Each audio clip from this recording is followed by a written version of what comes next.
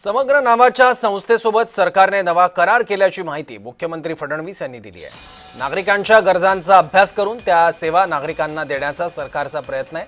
Digital पद्धतीने नागरिकांना सेवा उपलब्ध करून देणार असल्याची माहिती मुख्यमंत्र्यांनी दिली आहे। राज्यात 47,000 तरुणांसाठी रोजगाराच्या संधी उपलब्ध होणार असल्याचंही यावेळी फडणवीस यांनी सांगितलं।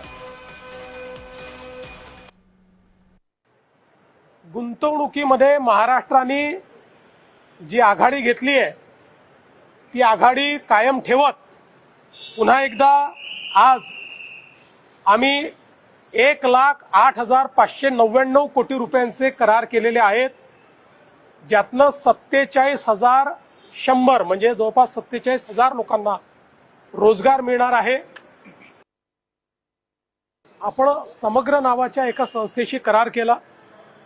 या संस्थेने आपल्या ज्या काही सगळ्या प्रोसेसेस आहेत त्याचा अभ्यास केला, लोकांना कुठल्या सेवांची आणि योजनांची जास्तीत जास्त निकड आहे त्याचा अभ्यास केला आणि आता त्या संदर्भात एंड टू एंड आपण डिजिटाइज पद्धतीने लोकांना त्या सेवा देण्याचा प्रयत्न करणार आहोत।